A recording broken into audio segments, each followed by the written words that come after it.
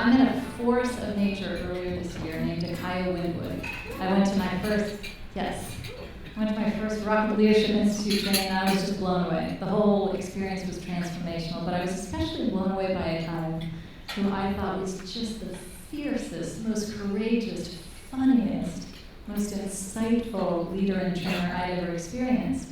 And I'd already invited her to lead tonight's plenary session, so we had lunch together a while back, and I was telling her about how tonight was going to go down, and I said, so, the theme of the conference is Courageous Conversations, and so you'll have nearly an hour up on stage to be in conversation with the audience, and I want you to have a really provocative conversation with them about how we use our power. And Akaya paused, and she started nodding, and she said, I could do that. And then she paused again, which I knew meant, no, I don't really want to do that. And then she said to me, or you and I could have a courageous conversation together up on stage without having it all planned out, and then we could ask the audience to join in. And my response was, hell no, I can't do that. Absolutely not. But I did not say it in those words. And by the end of lunch, I had surrendered. So please join me in welcoming my partner in Courageous Conversations, President of Rockwood Leadership Institute, Akaya Windwood.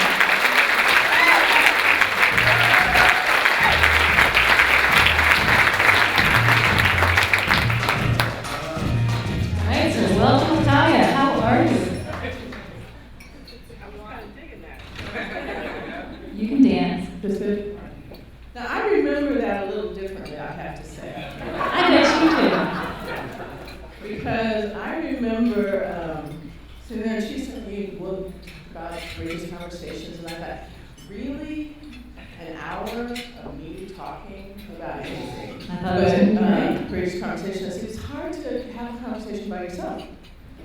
So I want to start with a deep appreciation, because what it looked like when I said to you, well, why don't we do this? Why don't you and I do this? It looked like you just kind of blinked and said, all right. And I thought, well, that's a damn courageous woman, because that's not at all what you had planned for. And that to me is the essence of courage, is to respond in the moment appropriately, right?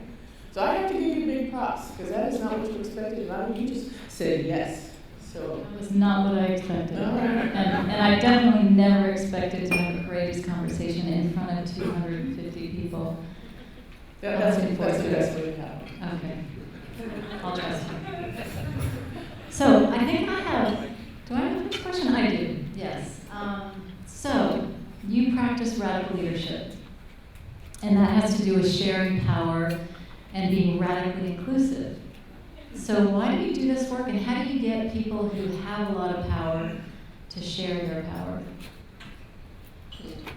I'm going to start with a story of exclusion first. My mother was a domestic worker when she was a young woman, and she worked for an old white woman at the time. This would have been back in the 40s, thereabouts, and she told a story. She tells stories. We used to tell stories. She's now passed, where she would make this woman's lunch, and this woman lived by herself. And she would make the woman lunch. She would serve her lunch in the dining room. And then she would go, my mother would go into the kitchen and eat the same lunch by herself in the kitchen. So here were two women. One, an old, white, wealthy woman, eating lunch alone in the dining room. And just the next room over was a young African-American woman eating the same lunch by herself in the kitchen. Now, when she told me that story, I thought, well, that's crazy. That's crazy. That makes no sense to me. And I could see in that each was lonely. Each was this weird system that said, you sit in the kitchen and you sit in the dining room. Two women who actually might have really enjoyed each other, but because of race and class and just that big system of ugliness, they were separated from one another. When I was a youngster, I was the first among 8 black kids to integrate our schools. And the thinking then was they would send 2 black kids per white school. And so I remember getting off the bus and into what I call a sea of whiteness. And no one spoke to me for 3 months because no one was prepared. The teachers weren't prepared, we weren't prepared, and the powers that be did not want that to work. So I bring these 2 stories because the pain of that isolation I think, the white kids around me didn't know what to do either, right? So the pain of isolation on all sides made me realize we can't afford, none of us can afford to lose track of each other any longer. So if that's radical, to insist upon the whole circle remaining whole all the time, I guess I'll own that, but it doesn't seem radical to me to just say we have to keep the whole circle.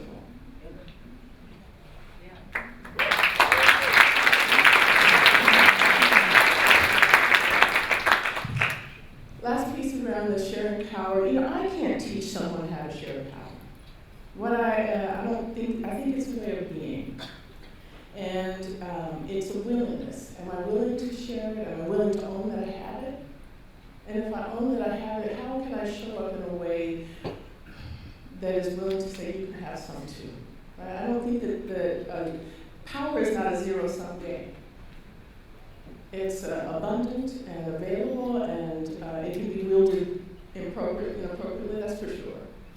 But it's how we show up. And if we can show up, and this is my challenge to you all, this week, can you show up with beginner's mind?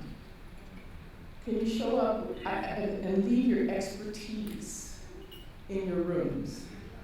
Can I show up in a way that says, I don't know? Because then it allows me to listen into your wisdom and not have to carry it all myself. So you, Deb, you support these folks and 600 strong, amazing leaders at SVN. Yeah? What does courageous leadership mean to you? Can I start with what it doesn't mean to me?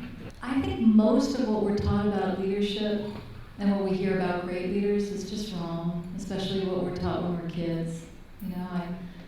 I think we often hear the words fearless and brilliant when people talk about great leaders, and I don't think that's what it's all about. Most of the great leaders that I've met they're not fearless, they're not self-made, they are not sure of themselves most of the time, and most important, they don't lead alone. They have the humility to know that they don't have all the answers. They may be smart and insightful and incredibly passionate about contributing something, making something important happen, but they need to listen very closely to people around them and learn from them. And that's powerful humility. So I think there's something about understanding that leading well is leading collaboratively, it's not leading alone. And I remember the first conversation I had with Ben Cohen when he was talking about coming together with so many back in 1987 at that first SVN gathering, and he said it was the first time I realized I wasn't crazy and I wasn't alone and I didn't have to do this work alone. And I loved hearing that story 12 years ago, and I was reminded of it when I was going through a hard time. And I was in the office and I was having this conference call with some great women, SVN members, and they were just kicking my ass, and in a loving way, as SVN members like to do. And at the end of this 2-hour, very difficult call, which I'm sure they would call a courageous conversation, I said, I am so tired, and I think it might be time for me to get into a different line of work, an easier line of work. And one of them on the phone said, Shilpa Jane, she She said, you know, heavy lifting is not meant to be done alone. We can help you. And they did, in such a big way. And so I started asking for help, a lot, you know, to many of you who were in the audience. And it changed everything. And I think this, you know, this small project that we're working on, this creating a just and sustainable economy, we cannot do it alone, right? You know, we need to support each other. We can't lead alone. And we need to hold each other accountable in a loving, kick your ass kind of a way. So I've got another question for you, and that is, you know, we talked about challenges and it being okay to share challenges at SVN conferences, not just your successes. So what's one of the greatest challenges you're facing right now? I'm actually going to speak to this from a bigger than me context, if you don't mind. Because you know I don't have any challenges. I lie. I'm going to start at the movement level. I think that a big challenge in front of us, and in my role as leader of Rockwood, one of our biggest challenges to actually making justice in the world is cynicism.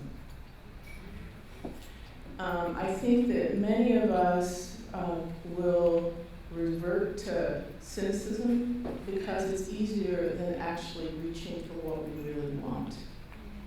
Because then we don't get disappointed. So the challenge is often looking at the vast inequities out there and the many, many things to be doing and the many wrongs to be righted, as it were, and to look into the face of bombings here in this country and other countries and looking at just so many social ills and insisting on optimism. That's a hard thing to do. It's refusing to go into despair. I've begun to think about despair as a privilege. For real. Because, you know, one has to have a certain amount of comfort to be despairing. I think this. I'm not sure about it, but I think this. Because when I think about the folks who are having what I might consider the hardest time, they're not in despair. I think you have to have some privilege in order to, and that's not to say that you can't have despairing moments. I do. Right? I can look out and go, really? Again?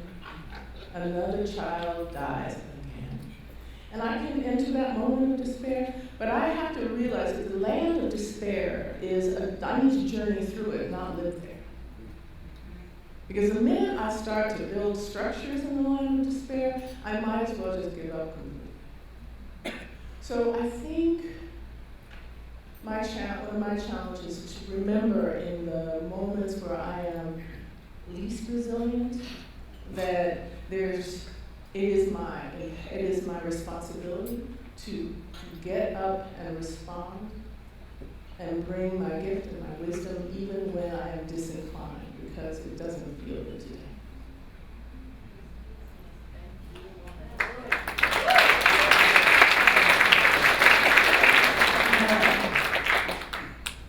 All right, so you say, SVN is a place where we can talk about our challenges as well as our successes and all of that. I appreciate it.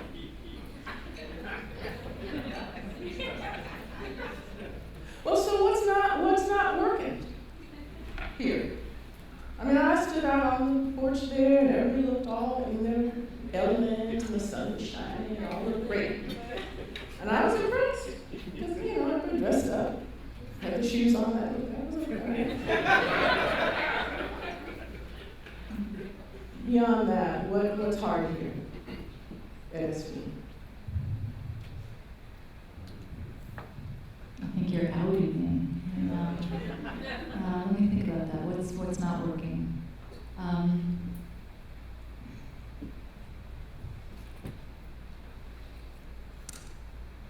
I think what's not working is the way we're fighting for peace and justice. And I'm pretty sure it's the fighting part that's not working and not so much the peace and justice part. I don't mean to say that we need to be nice all the time, because I think we need to be fierce, but there's something about the way that we, including me, get stuck fighting, and I just see so much fighting and not so much listening and learning. Not just out in the world, but right in here. And as we're fighting for peace and justice, I see us, myself included, not always respecting the people that are right around us. And it just makes me wonder, what would happen if we treated everyone with respect? Not just treated everyone with respect, if we respected everyone, knowing that everyone has something to teach us, even the people that drive us absolutely nuts, especially the people that drive us absolutely nuts. And I think about the phrase that we use, fighting the good fight, because I used to use that phrase all the time, and I've been fighting for a good long while, and I finally realized it wasn't helping. It wasn't helping anyone, including me. And it was when I decided to focus on healing more than fighting that things started to shift. And to me, that's part of being radical is really working on healing more than fighting, and just being more creative about how we make change. Having more courageous conversations to start. Can I riff off that a little bit? Yeah, please do. I come from people who struggled, right? All sides of my family. And there was a time when I thought that struggle was almost in my DNA. And the struggle, I don't think I'm only speaking for me, that struggle was a way, the degree to which I struggled indicated my worth. And I one day woke up and I thought, now, my grandmother struggled so that her children wouldn't have to struggle. And her mother struggled so she wouldn't have to struggle. And my great-grandmother's great-grandfather struggled so that his children have. My mother and father struggled so we didn't have to struggle. And I thought, now where is this going to stop? Because if everybody in my lineage was struggling so I didn't have to, and then I struggle unnecessarily, it became a disrespect to everything that everybody who came before me did. Right? Does this make sense? Yeah. So I decided that I was going to stop struggling. And that was not as easy as it sounded. I had to struggle with it. For real. It wasn't. Let me be serious. No. But it wasn't as easy as I thought, because I think that there's a way that, for those of us on the progressive side of things, can get very attached to struggle. We're down for the struggle. I'm like, no, let's not. How about we work toward so that your children, our grandchildren don't struggle for real. That would be good. I think that would be good.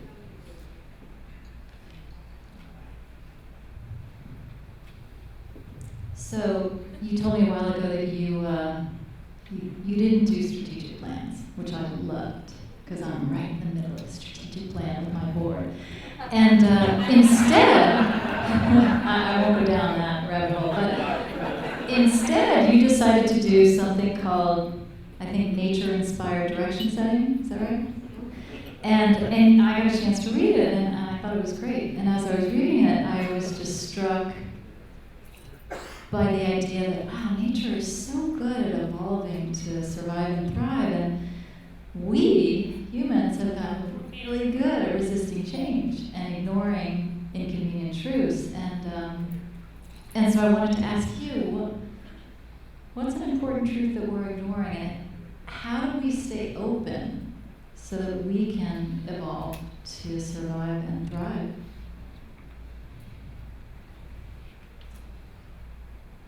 Oh, that truth thing is so hard to talk about because what's my truth is different from what yours is. Well, I think it's inconvenient to imagine that things are all right. Because the meta story is that it's a mess and we've got to go clean it up and fix it. And la la la, it's terrible. And sometimes it is. But I live in Oakland, and I love Oakland, California. Oaktown, I love it. And we are having a terrible problem in Oakland with murders. And we have terrible poverty. And our young people, particularly our young African American men, are dying due to the gun wounds and prison. And all of that is true. And I also live in one of the most beautiful cities on the planet. And people are kind. And people do for one another. And we count on one another. And there's vibrancy, and our young people make poetry, and there is, it's an amazing city.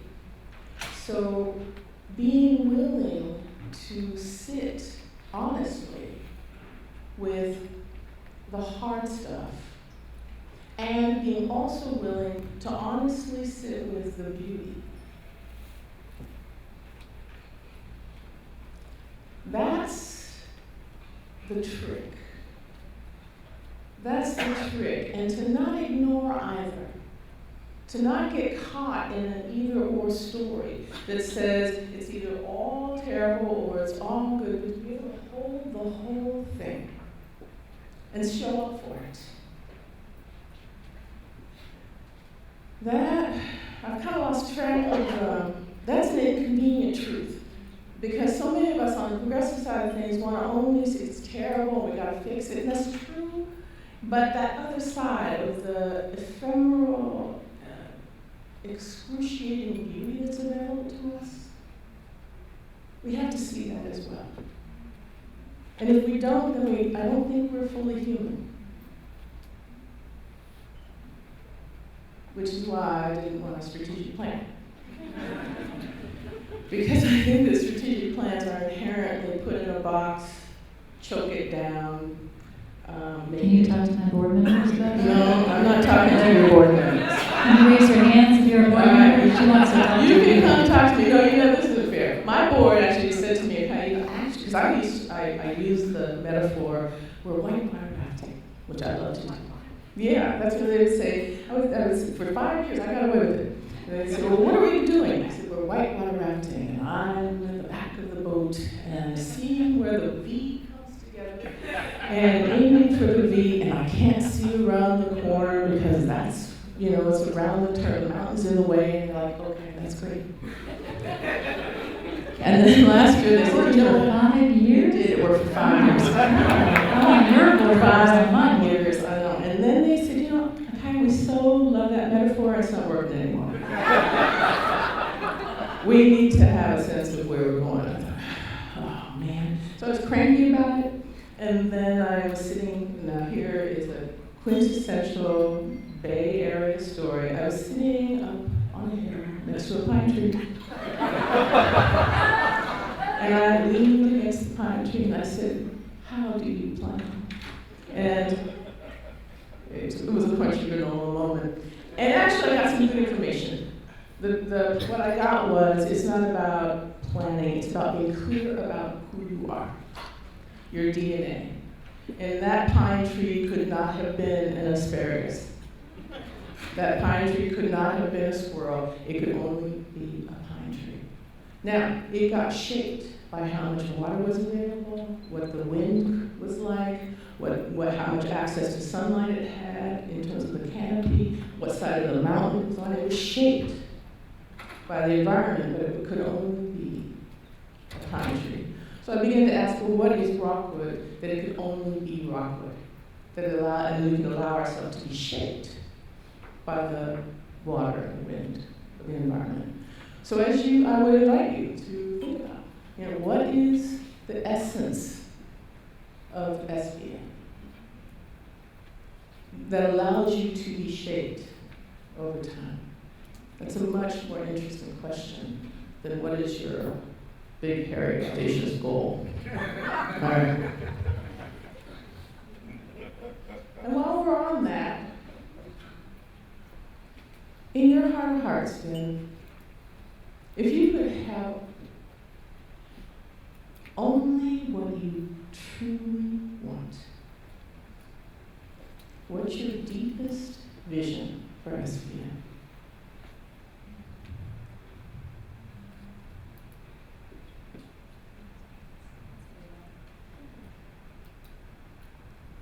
I actually think my vision is pretty simple, and it's that we use our power to lift everyone up, and not just the people that we know and like, but everyone, and that we use our connections and our wisdom to build bridges with people that don't see the world the way we do.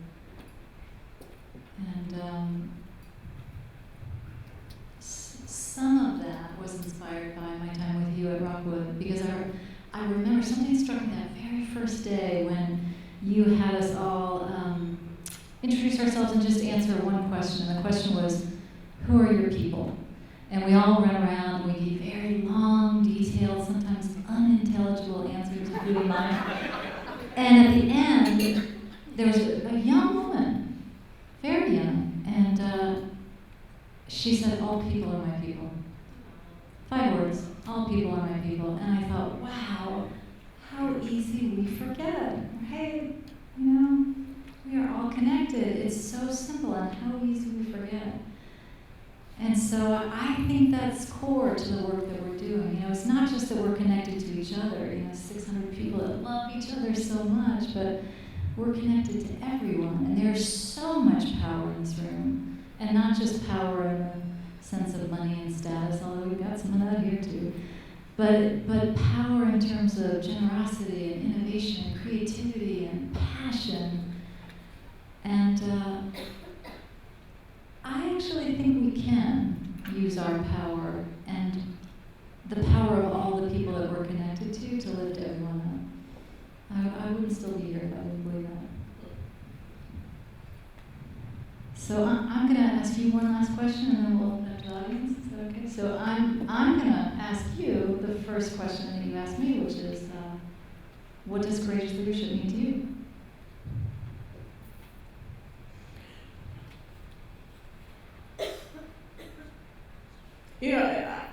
I teach leadership all the time, and I find myself regularly going, what is leadership? Sometimes I have no idea what it is. And I think about it, and I breathe it, and I run an organization that supposedly teach them to do. And courage. I think that courage is about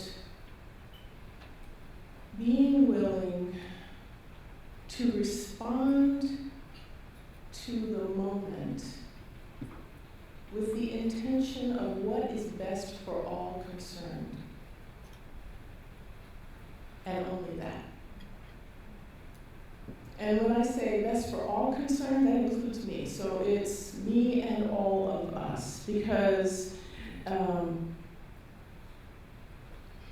where do I want to say about this? Courage, well, the root of courage is core. It's from the heart. It's, the heart is here. And so how do we authentically show up? Especially when our personalities may not prefer it. Because I'm often in situations where, personally, I'm not feeling this. I don't like that, or her, or him, or it.